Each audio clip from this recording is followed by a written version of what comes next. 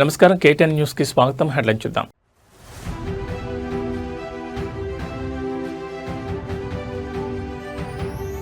ఢిల్లీలో సీఎం చంద్రబాబు పర్యటన, కేంద్ర మంత్రి పీయూష్ గోయల్తో అత్యంత కీలక భేటీ.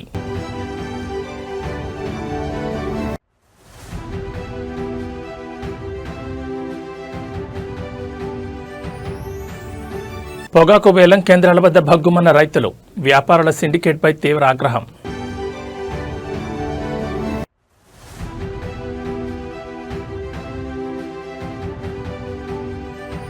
హైదరాబాద్ మల్కాజ్గిరి సైబరాబాద్ అభివృద్ధిపై సీఎం రేవంత్ రెడ్డి సమీక్ష, పనుల్లో వేగం పెంచాలని ఆదేశం.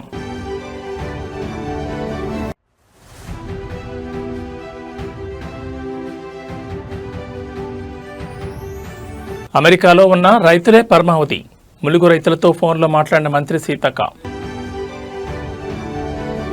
ఇక డీటెయిల్స్ చూస్తే, ఆంధ్రప్రదేశ్ రాష్ట్ర సమగ్ర అభివృద్ధి మరియు పారిశ్రామిక పురోగతి లక్ష్యంగా ముఖ్యమంత్రి చంద్రబాబు నాయుడు ఢిల్లీలో బిజీగా గడుపుతున్నారు.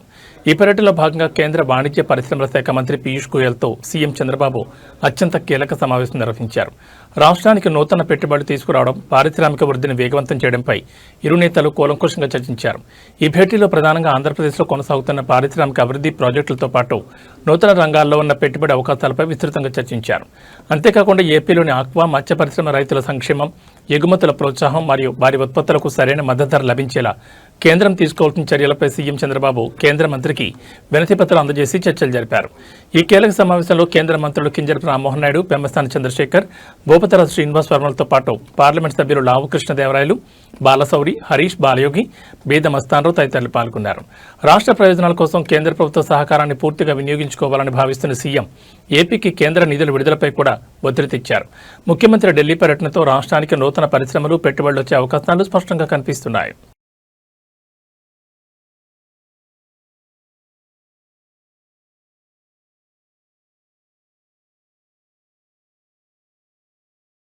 రాష్ట్రంలో పొగాకు రైతులు తీవ్ర ఆందోళనలో మునిగిపోయారు. ఎగుమతిదారులు ఆర్డర్ లేవనే సాకుతో తమను తీవ్రంగా మోసం చేస్తున్నారంటూ పొగాకు రైతు మారెళ్ల బంగారుబాబు తీవ్ర స్థాయిలో ధ్వజమెత్తారు. పొగాకు బోర్డు అనుమతించిన కేటాయింపులకు సైతం మద్దతు ధర లభించకపోవడంతో వేలం కేంద్రాల వద్ద రైతులు తీవ్ర ఇబ్బందులు ఎదుర్కొంటున్నారని ఆవేదన వ్యక్తం చేశారు. ఎగుమతి ఆర్డర్ లేకుండానే పొగాకు బోర్డు 142 మిలియన్ కేజీల విస్తీర్ణానికి ఇండెంట్ ఎలా ఇస్తుందని రైతు బంగారుబాబు ప్రశ్నించారు.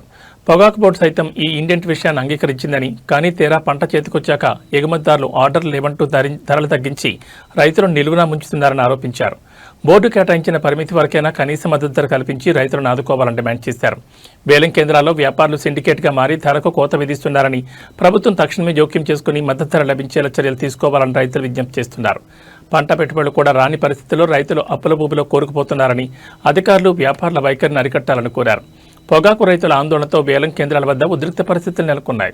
నా పేరు మారేళ్ల బంగారుబాబు అండి. పొగాకు వేలం కేంద్రం రెండు ఒంగోలు వేలం కేంద్రం 2. ఇప్పుడు వ్యాపారస్తులు మాయాజాలం ఏంటంటే, ఎక్స్పోర్టర్స్ ఏమో వాళ్ళు ఆర్డర్స్ తీసుకునేటప్పుడు డాలర్స్లో తీసుకుంటారు. ఇప్పుడు డాలర్ రేటు 97 రూపాయలు ఉంది. వాళ్ళకి వచ్చిన నష్టం ఏమీ లేదు కదా, డబ్బులు ఎక్కువ వస్తున్నాయి. వాళ్ళు రైతులను మోసం చేస్తున్నారు. అదేమంటే మాకు ఎక్స్పోర్ట్ ఆర్డర్స్ లేవోయా అంటున్నారు. లేకుండా వాళ్ళు ఇండెంట్ 142 మిలియన్లకి ఇండెంట్ ఇచ్చారు. టొబాకో బోర్డు ఆథరైజ్ చేసింది. కనీసం ఆ 142 మిలియన్లైనా గిట్టుబాటు ధర కొంటే తక్కింది సముద్రంలో వేసుకుంటాం, ఏదో ఒకటి చేసుకుంటాం. ముందు ఆ 142 మిలియన్లు అన్న గిట్టుబాటు ధర లాస్ట్ ఇయర్ ఏ ధర వచ్చిందో, మన ప్రభుత్వంలో ఉన్నప్పుడు ఏ ధర వచ్చిందో ఆ ధరలకి ఇస్తే చాలు. మంచి ధరలు వస్తే రైతులు బాగుపడతారు. ఇవాళ రైతాంగం పరిస్థితి ఎట్లా ఉందంటే, తెలుగుదేశం వాళ్ళు, కాంగ్రెస్ వాళ్ళు కానీ అందరూ రైతులే పొగాకు పడిచ్చేవాళ్ళు అందరూ. ఆ పార్టీ ఈ పార్టీ అని కాకుండా మీ జగన్మోహన్ రెడ్డిని దేశరాండయ్యా మాకు ధరలు వస్తాయి అని అంటున్నారు అందరూ. ఎక్కడ పట్టినా ఇదే గోల. మీరు జగన్మోహన్ రెడ్డి గారిని అన్న దేశరాండయ్యా మేము గెట్టును పడతాము, ఆయన ప్రభుత్వంలో మంచి ధరలు వచ్చినాయి, రైతాంగం అంతా బాగుపడ్డారు, వర్షాలు కురిసినాయి, బాగా పొగాకు మంచి రంగు వచ్చింది, అన్నీ చేసినాయి.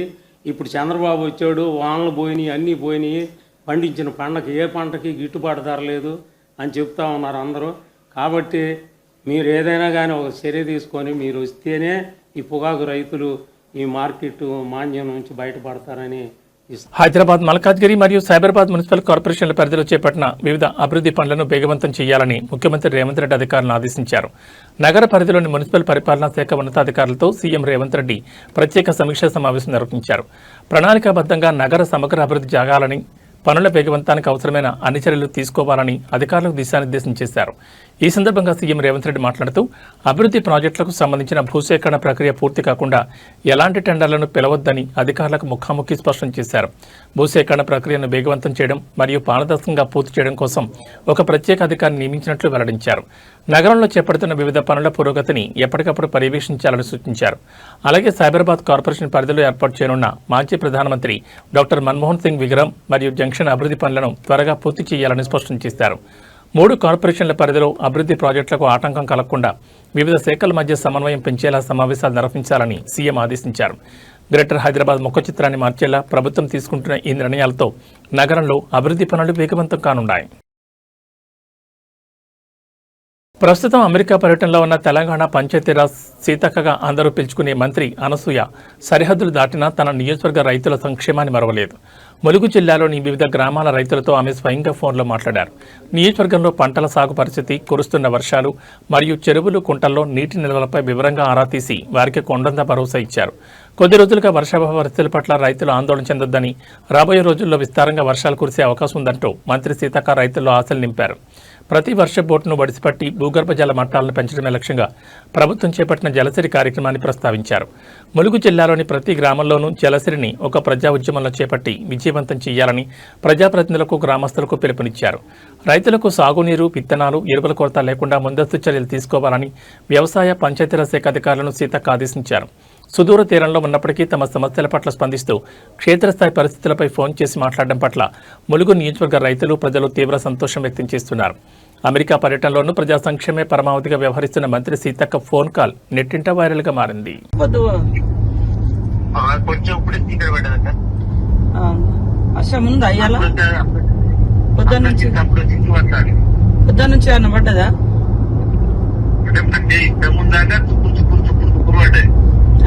నాట్లేయడానికి సరిపోతుందా? నాట్లేయడానికి సరిపోతుంది. ఏమన్నా రేపు వర్షం పడకపోతే పెట్టారు. Okay okay. ఇప్పుడైతే పొలాలకు ఇట్లా అంత ఇబ్బంది ఏం లేదు కదా? ఇబ్బంది లేదు, ఏ ఇబ్బంది లేదు. సరే సరే. వాటర్ మొన్న రాత్రి బాగా పడ్డట్టుంది కదా? నిన్న రాత్రి, ఈ రోజు రాత్రి కంటే మొన్న నైట్ బాగా పడ్డదా? నిన్న రాత్రి బాగా పడ్డది. నిన్న రాత్రి చిల్లర వరకు ఎక్కడ చూసినా జలమయ్యాయి రావుక చెరువు. ఓకే ఓకే సరేనా, చూసుకోండి. ఏదన్నా అవసరం ఉంటే నిన్న నేను ఉత్తమన్నతో కూడా మాట్లాడినా,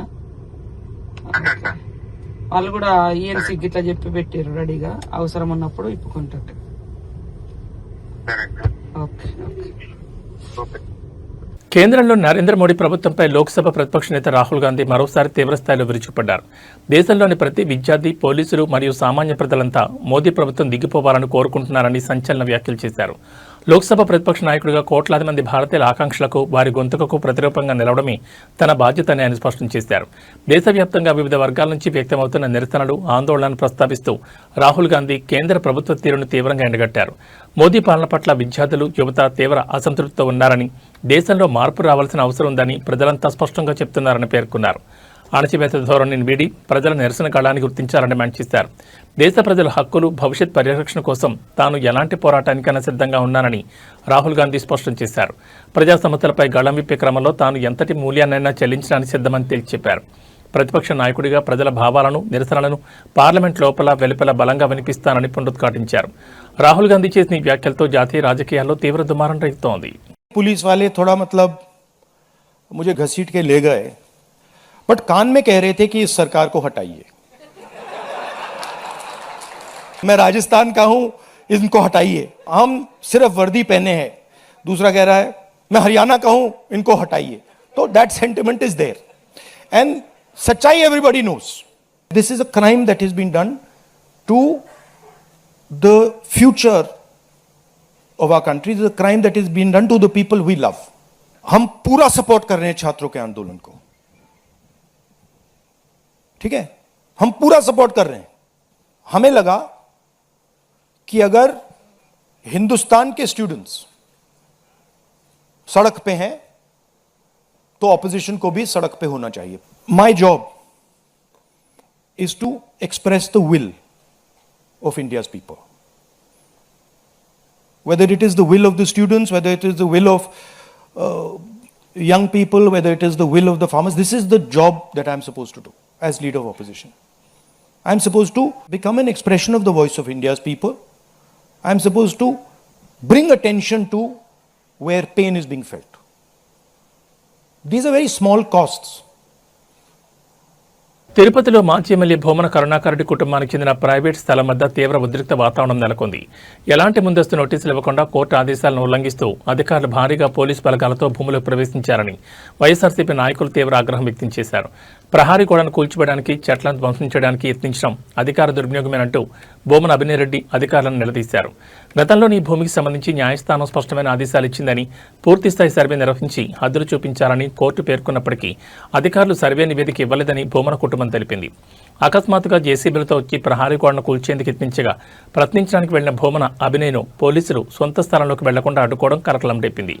అక్కడున్న ఆర్డీఓ, తహసీల్దార్లను నోటీసులపై నిలదీయగా అధికారులు సమాధానం చెప్పలేకపోయారని వైఎస్ఆర్సీపీ పేర్కొంది. ప్రభుత్వ వైఫల్యాలను ఎత్తి చూపుతూ ప్రశ్నిస్తున్నందుకే మాజీ ఎమ్మెల్యే భూమన కరుణాకర్ రెడ్డిని, అభినయరెడ్డిని లక్ష్యంగా చేసుకుని వేధింపులకు దిగుతున్నారని నేతలు మండిపడ్డారు. అధికార బలంతో గోడాలను కూల్చివచ్చేమో గానీ ప్రజల తరపున ప్రశ్నించే గొంతులను అణచలేరని స్పష్టం చేశారు. చట్టాన్ని ఉల్లంఘించి చేస్తున్న ప్రతి చర్యకు ప్రజాస్వామ్యబద్ధంగానే పోరాడి సమాధానం చెప్తామని హెచ్చరించారు. భూమన కుటుంబ స్థలం వద్ద పోలీసుల మోహరింపుతో తిరుపతి రాజకీయాలు ఒక్కసారిగా వేడెక్కాయి.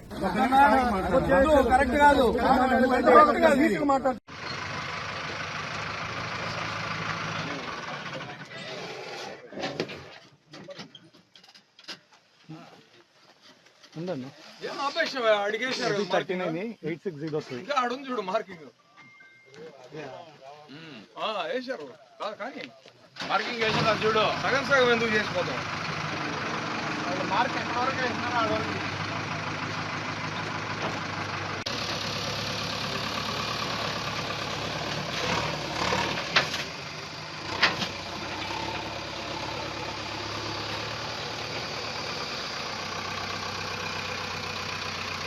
వైఎస్ఆర్సీపీ నేత మాజీ మంత్రి సీదిరి అప్పలరాజు అరెస్టు వ్యవహారంలో ఆయన భార్య శ్రీదేవి సంచలన వ్యాఖ్యలు చేశారు.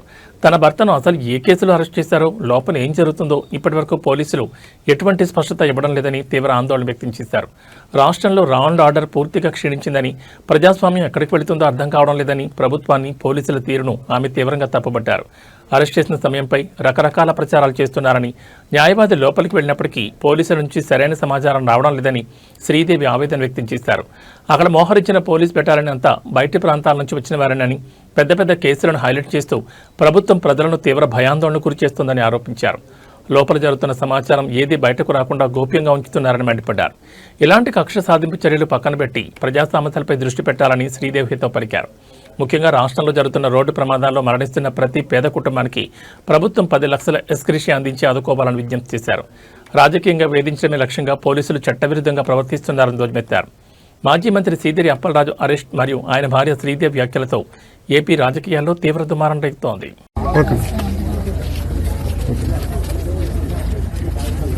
ప్రజారాజ్యం ఎక్కడికి వెళ్తుందో తెలియట్లేదు. లా అండ్ ఆర్డర్ అయితే అస్సలు కరెక్ట్గా లేదు అనుకొని చెప్పగలను. అది పెద్ద పెద్ద ప్రొఫైల్ కేసెస్ ఇలాగే నడుపుతారా అనే దాని మీద అసలు ప్రజలు భయపడేటట్టుగా చేస్తున్నారు. ఇదంతా మెయిన్ సార్కి దేనికి తీసుకెళ్లారో, ఏం అరెస్ట్ చేశారు అనేది ఇప్పటి వరకు కూడా బయటకి ఏం చెప్పలేదు. లోపల తీసుకొని వెళ్ళారు. మార్నింగ్కి కూడాను ఇంకా ఉంచుతారని చెప్తున్నారు. బాబుని తీసుకెళ్ళిన రోజు నుంచి కూడాను సార్కి అలాగే బ్యాక్ హ్యాండ్గా పోలీసు వాళ్ళు అలాగా వెనకట్లో వస్తూనే ఉన్నారు. కానీ ఈ మొత్తానికి చెప్పాల్సింది ఏంటనుకుంటున్నానంటే, యాక్సిడెంట్స్ కేసెస్ చాలా జరుగుతున్నాయి. ప్రతి ఒక్క దాని మీద కూడాను మీరు చర్యలు తీసుకొని ఎలాగా అందరికీ తీసుకొని వచ్చేసి ఎక్స్గ్రేషన్ కింద 10 లక్షలు ఇస్తున్నారు. ప్రతి యాక్సిడెంట్ కేసుల దగ్గరికి మీరు వెళ్ళేసి వాళ్ళందరినీ కూడా తీసుకొని ఆ పేద కుటుంబానికి కూడాను మీ అందరూ కూడా కాపాడుకోవాలని చెప్పి కోరుకుంటున్నాను. అంటే తెల్లవారు 6:30 కానీ వాళ్ళు చెప్తున్నారు మేడం. ఏమని పోలీసులు ఏం చెప్తున్నారు? మార్నింగ్ 6:30 అని అలాగేం చెప్పలేదు, కానీ అలా కంటిన్యూ అవుతుంది. లాయర్ కూడా లోపల ఉన్నారు. మీకు పంపించారు అంటే మీడియా తెలంగాణ నీటిపారుదల రంగంలో అత్యంత కీలక పరిణామం చోటు చేసుకుంది. దేవాదుల ఎత్తిపోతల పథకం వద్ద నీటి తోడకం వేగవంతం చేయడంలో బీఆర్ఎస్ సీనియర్ నేత మాజీ నీటిపారుదల శాఖ మంత్రి హరీష్ రావు వేసిన ప్రశ్నలు, ఆయన లేవనెత్తిన డిమాండ్లకు కాంగ్రెస్ ప్రభుత్వం చివరకు తలొగ్గింది. సమ్మక్క సాగర్ బ్యారేజ్ వద్ద వరద ప్రవాహం క్రమంగా పెరుగుతున్నప్పటికీ నీటిని సరిగా ఎత్తిపోసేందుకు అధికారులు చర్యలు తీసుకోవడం లేదంటూ హరీష్ రావు ప్రభుత్వాన్ని నిలదీశారు. హరీష్ రావు తీవ్రస్థాయిలో ధ్వజమెత్తిన మరుసటి రోజే ప్రాజెక్టు వద్ద యంత్రాంగం రంగంలోకి దిగింది. దేవాదులలో ఇప్పటి వరకు నడుస్తున్న మోటార్ల సంఖ్యను ఒక్కసారిగా పెంచింది. మొన్నటి వరకు కేవలం 5 మోటార్లు మాత్రమే నడిపించిన అధికారులు నిన్నటి నాటికి వాటిని 7కు పెంచారు. అయితే వరద ఉధృతికి తగ్గట్లుగా పూర్తి స్థాయిలో పంపింగ్ జరగడం లేదని హరీష్ రావు ప్రభుత్వాన్ని గట్టిగా ప్రశ్నించడంతో అధికారులు మరో 2 మోటార్లను ఆన్ చేసి మొత్తం 9 మోటార్ల ద్వారా నీటి ఎత్తిపోతలను ప్రారంభించారు.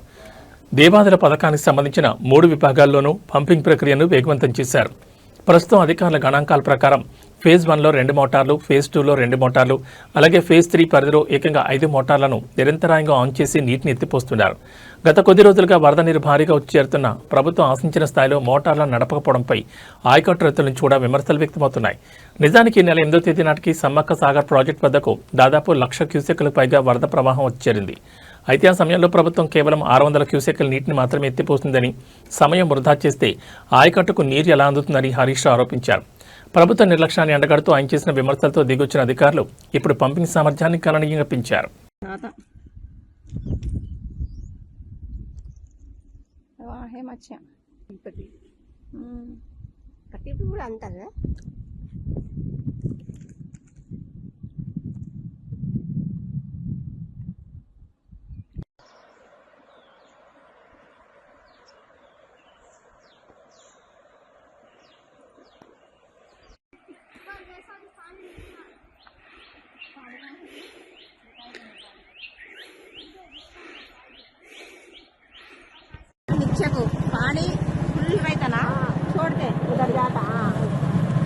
రాష్ట్రంలో కురుస్తున్న వర్షాలు, సాగునీటి లభ్యతపై కాంగ్రెస్ సీనియర్ ఎమ్మెల్యే కడియం శ్రీహర్ చేసిన వ్యాఖ్యలు తీవ్ర చర్చనీయాంశంగా మారాయి. నీటి ఎద్దడి దృష్ట్యా రైతులు తక్షణమే వరి పంట వేయొద్దని ఆయన సూచించారు. ప్రస్తుత పరిస్థితుల్లో తాను నీళ్లిచ్చే పరిస్థితిలో లేనని, రైతులు ప్రత్యామ్నాయ పంటల వైపు దృష్టి సారించాలని స్పష్టం చేశారు. వరి పంటకు బదులుగా తక్కువ నీటితో పండే కందులు, పెసర్లు లాంటి ప్రత్యామ్నాయ పంటలు వేసుకోవాలని కడియం శ్రీహరి రైతులకు విజ్ఞప్తి చేశారు. ఒకవేళ ఖచ్చితంగా వరి పండించాలనుకునే రైతులు కనీసం ఒక వారం రోజుల పాటు వేచి చూడాలని సూచించారు. అదృష్టం బాగుండి రాబోయే రోజుల్లో విస్తారంగా వర్షాలు కురిస్తేనే వరి నాట్లు వేసుకోవాలని, తొందరపడి పంటలు వేసి నష్టపోవద్దని హెచ్చరించారు. నియోజకవర్గంలో సాగునీటి వనరుల పరిస్థితి మరియు బోర్లలో నీటి మట్టాలు పడిపోవడంపై కడియం శ్రీహరి స్పష్టతనిచ్చారు. ఎమ్మెల్యే వ్యాఖ్యలతో రైతులు సాగునీటి విషయంలో తీవ్ర ఆందోళన వ్యక్తం చేస్తున్నారు. వర్షాలు లేక చెరువులు, ప్రాజెక్టులు నిండకపోవడంతో వర్షాకాలంలో కూడా వరి సాగుపై గందరగోళం నెలకొంది. ఎమ్మెల్యే కడియం శ్రీహరి చేసిన ప్రకటనతో స్థానిక నియోజకవర్గంలో వ్యవసాయ పరిస్థితిపై తీవ్ర చర్చ నడుస్తోంది. నేను మీకు నీళ్ళు ఇస్తాను, హామీ ఇస్తాను, హామీ మీద మీరు పొలం వేసుకుంటే 1 నెల తర్వాత 2 నెలల తర్వాత నీళ్ళు రాకపోతే, అది ఎండిపోతే నన్ను శాపనార్థాలు పెడతారు.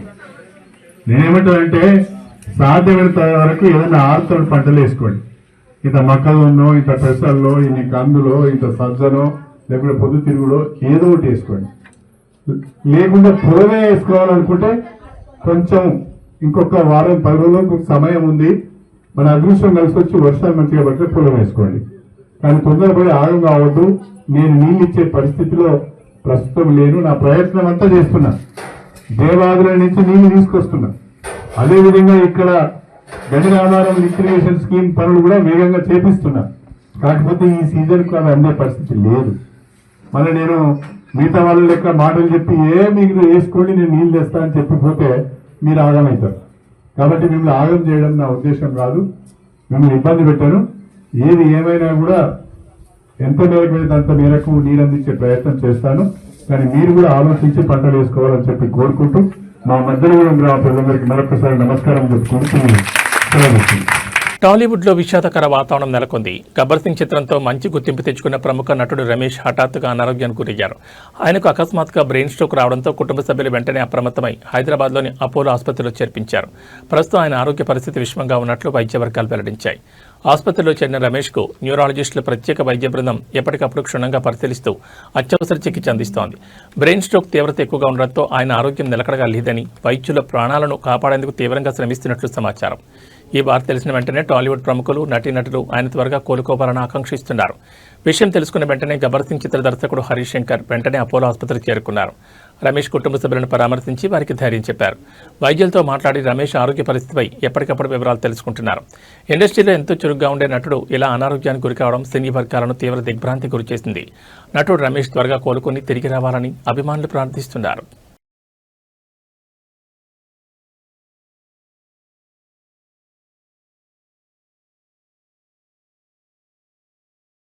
దేశ రాజధాని న్యూఢిల్లీలోని జంతర్ మంతర్ వద్ద ఈ నెల 20 జరిగిన సీజేపీ ర్యాలీలో చోటు చేసుకున్న తీవ్ర ఉద్రిక్తతలకు సంబంధించిన సంచలన సీసీటీవీ దృశ్యాలు వెలుగులోకి వచ్చాయి.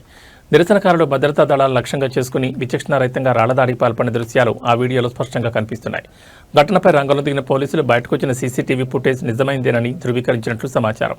బయటకు వచ్చిన దృశ్యాల ప్రకారం ర్యాలీలో పాల్గొన్న నిరసనకారులు ఉన్నపళంగా ఉగ్రరూపం దాల్చి పోలీసులు మరియు ర్యాపిడ్ యాక్షన్ ఫోర్స్ సిబ్బందిపైకి రాళ్లు రూపారు. అకస్మాత్తుగా జరిగిన దాడితో భద్రతా సిబ్బంది ప్రాణాలు కాపాడుకునేందుకు పరుగులు తీయాల్సిన పరిస్థితి ఏర్పడింది. నిరసనకారుల రాళ్లదాడి దాటికి సమీపంలో ఉన్న పెట్రోల్ బంక్, చుట్టుపక్కల దుకాణాల అద్దాలు పూర్తిగా ధ్వంసమయ్యాయి.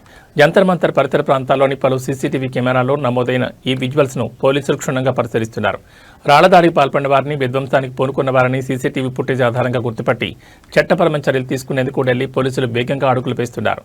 జంతర్ మంతర్ వద్ద వెలుగు చూసిన ఈ సీసీటీవీ దృశ్యాలు ఇప్పుడు జాతీయ స్థాయిలో తీవ్ర కలకలం రేపుతున్నాయి.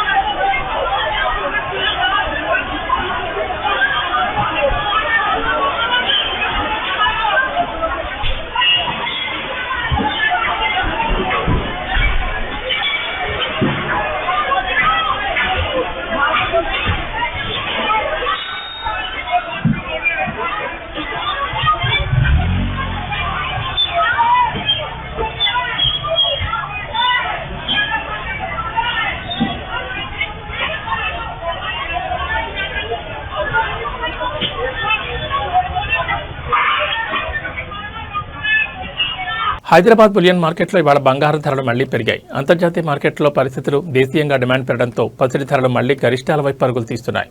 కేవలం బంగారం మాత్రమే కాకుండా వెండి ధర కూడా ఆకాశాన్ని అంటుతుండటంతో కొనుగోలుదారులు తీవ్ర ఆందోళన వ్యక్తం చేస్తున్నారు.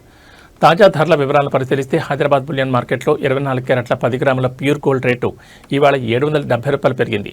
దీంతో 24 క్యారెట్ల తులం బంగారం ధర 1,47,280కు చేరుకుంది. ఇక ఆభరణాల తయారీకి ఉపయోగించే 22 క్యారెట్ల 10 గ్రాముల పసిడి ధర కూడా ₹700 ఎగబాకి 1,35,000 మార్కు వద్ద పలుకుతోంది. బంగారం బాటలోని వెండి ధరలు కూడా భారీ స్థాయిలో కొనసాగుతున్నాయి. మార్కెట్లో ప్రస్తుతం కేజీ వెండి ధర 2,45,000 వద్ద విక్రయమవుతోంది.